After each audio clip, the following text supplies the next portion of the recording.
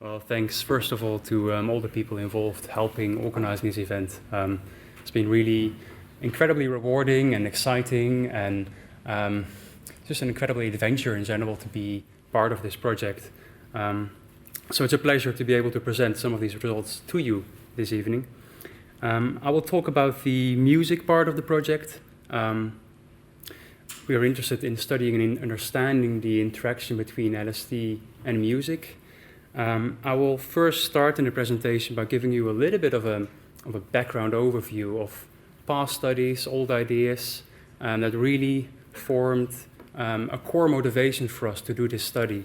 And then I will, after that, go into presenting the study that was part of the press release this Monday. Why are we interested in studying LSD and music? Why are we interested in studying the effects of LSD on the subjective experience of music?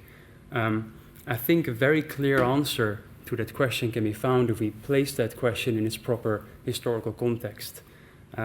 After the discovery of LSD in 1943, very soon LSD began to be actively marketed and sold to psychiatrists with the aim that they could use it as an adjunct in psychotherapy, where it was believed that it could help increase the psychotherapeutic process.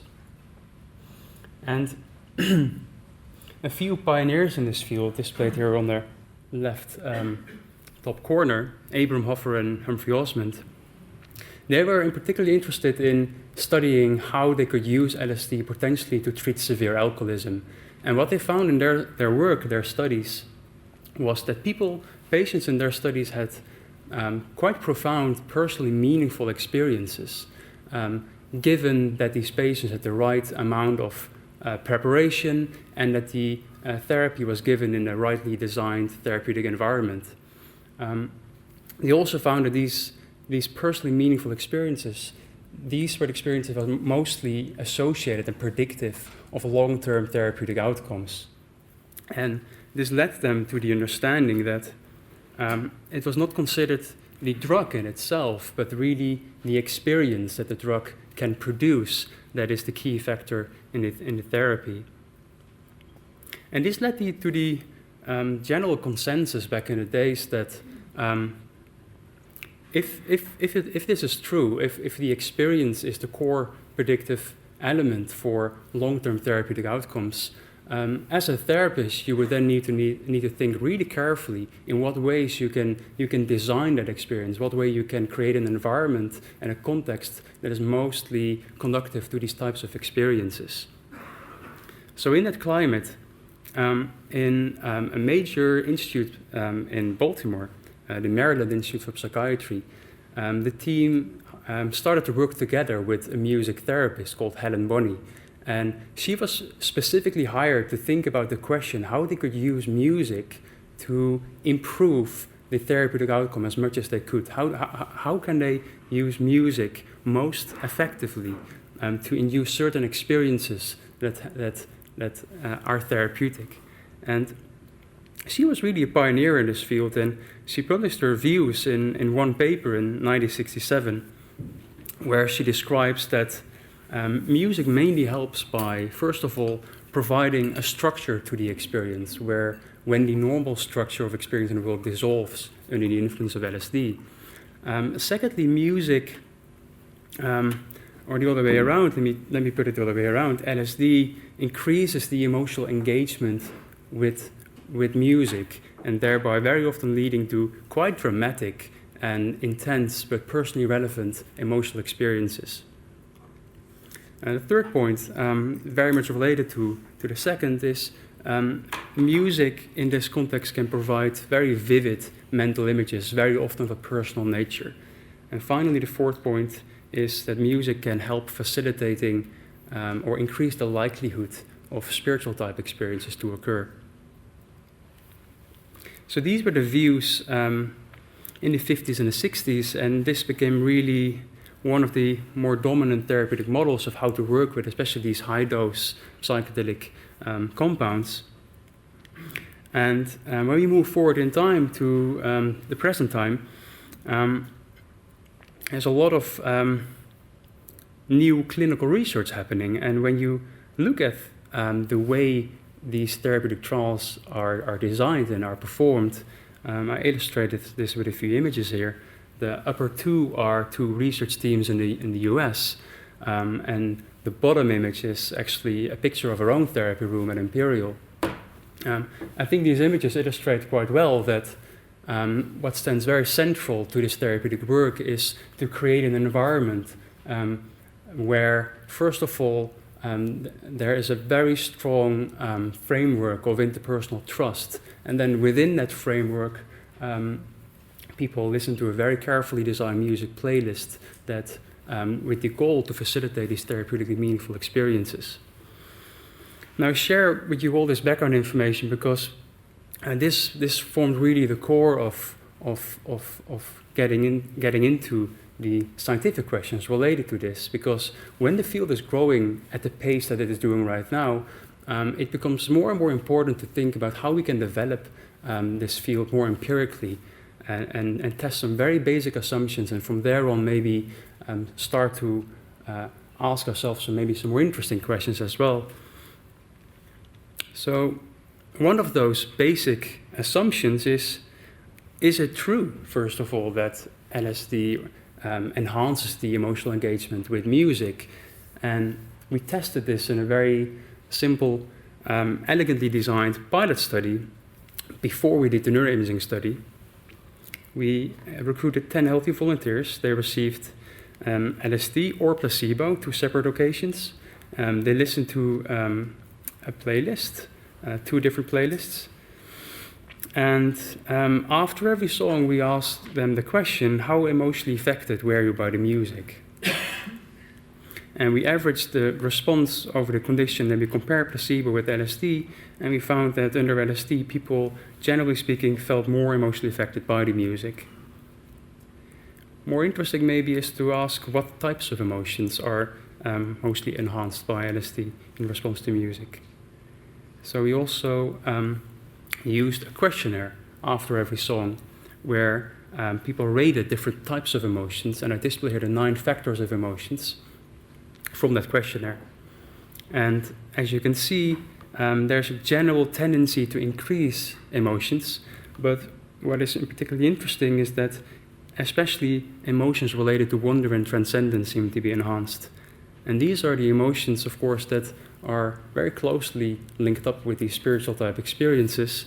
And we need to be very careful with making too much of a bold statement after this pilot study. But I think one interesting implication of this study is that if it's true that LSD enhances these types of emotions to music, we can indeed say that music may be helpful to increase the likelihood of these spiritual type experiences to occur in a therapeutic setting when we work with music. So now we'll get into the neuroimaging study. This pilot study was really kind of an important motivation for us to incorporate a music part in the neuroimaging study. And the neuroimaging study allowed us to answer more interesting questions related to the mechanisms. How does LSD increase certain subjective experiences in response to music? We were really interested in a region called the perihippocampus. Robin already mentioned it before. And the main reason why we were and still are is that the region is particularly implicated in it seems to be implicated in the mechanisms, the core mechanisms of how psychedelics work in the brain. Secondly, it's consistently activated when people report personal memory recollection. Thirdly, it's associated with the production of mental images, of mental sceneries. And fourthly, any meta-analysis that you look into that goes into the neural correlates of music-evoked emotion, you also see the perihippocampus as one of the core brain regions activated in response to music. So this made us formulate an hypothesis that maybe some of the effects that we see in the interaction between LSD and music are facilitated via an interaction in the perihippocampus. So we studied how LSD and music together changed the connectivity of the parahippocampus with the rest of the brain. And we looked at connectivity measurements, and also we measured subjective experience that we could then afterwards correlate. This is the study design. Fortunately, I don't need to go over it all over again because Robin explained it already quite well. There's music. There are two separate visits, a placebo visit and an LSD visit. In the scan, people always listen to music, and before and after music, there was another scan without music. After every scan, they rated certain elements of their subjective experience, for instance, the extent to which they experienced these complex hallucinations. And these are the first results. What you're seeing here is what we did. We first of all looked at an effect of music by itself, and then we contrasted the effect of music between the different conditions. And what you see here is, with other words, the increase in connectivity with the parahippocampus in response to music that is larger in LSD. And as you can see, there's quite a strong blob in the visual cortex, and another one in an area called the inferior frontal gyrus. And we were really interested in the circuitry of the parahippocampus of the visual cortex because that's consistently implicated in the production of mental images. So we performed a second analysis where we asked the question, how do LSD, music, and the combination of LSD and music change the direction of the information flow between these two regions? And what we found here in that analysis was that only when music and LSD were both present, there was an increase in information flow from the parahippocampus to the visual cortex. So we also had these ratings for subjective experience, and what we found was when we correlated the magnitude of the increase in information flow from the parahippocampus to the visual cortex, that correlated with the increase in complex visual hallucinations that people reported in response to music. So with other words, the more information was exchanged from the parahippocampus to the visual cortex, the more people reported these complex images with their eyes closed. And we found the same result for personal memories. An item I saw scenes from the past also correlated with the increase in information flow between these two regions. I think this is quite an interesting finding because, like I said before, this brain circuitry is classically associated with the production of personal memories and mental images. And what we are observing here is that, especially in the interaction between LSD and music, the combination of LSD and music, that seemed to hijack that system and more specifically increase the information flow between these two regions, correlating with some of the more interesting subjective effects that are already associated with this particular pathway. Now, I like to create a bridge here with what I shared with you in the introduction about the use of music and LSD in a therapeutic context. Like was said previously, we finished a clinical trial and we interviewed patients about their experience with the music. And I like to illustrate, I like to read these quotes to you with those previous findings in mind.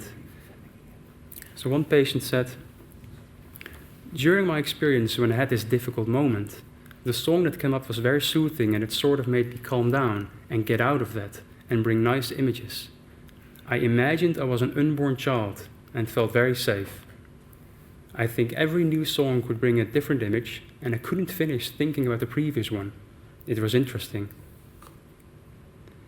Another patient said, "The music made me even more emotional. The sad songs would bring some painful memories on. Happy songs would make me think of a good period in my life."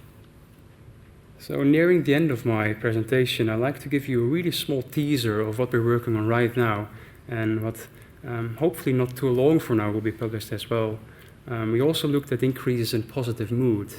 And as I just shared, we have music scans, but also scans before and after the music. So we could treat music as a mood induction tool, where we looked at changes in mood before and after music. So this graph illustrates the results. Green is under placebo. On the y-axis you see the increase in positive mood. You see a slight increase in response to music, and then it decreases back to baseline after music. Now let's see what happens for the LSD data. We see that first of all it's already higher at baseline. Then in response to music it goes up. But then very interestingly, after music it doesn't go back to baseline as it would do under placebo conditions. And we ran an ANOVA and we found a trend level significant effect for an interaction effect between music and LSD for these increases in mood.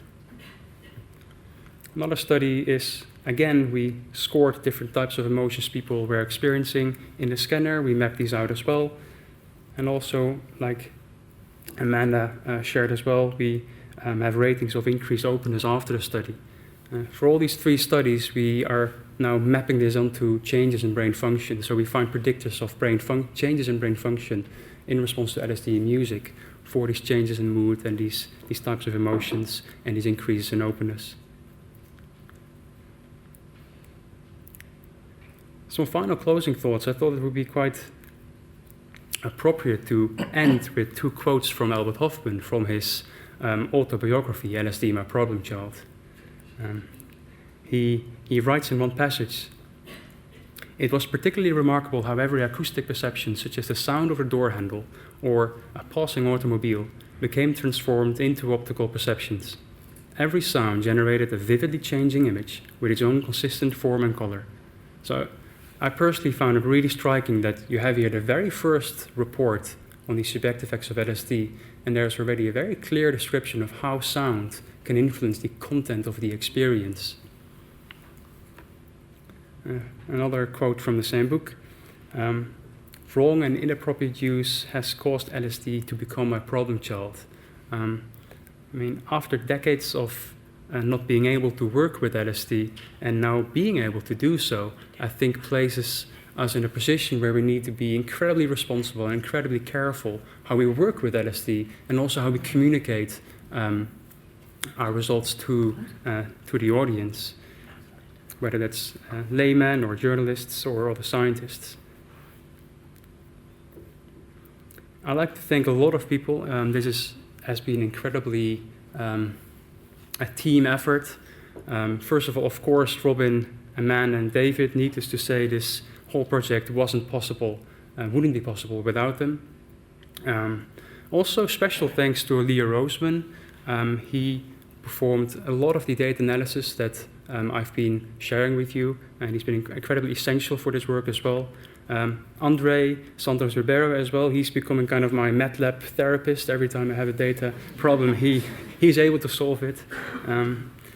Suresh Muthumakaraswamy as well, he's been incredibly important for making it possible to do this work at Cardiff.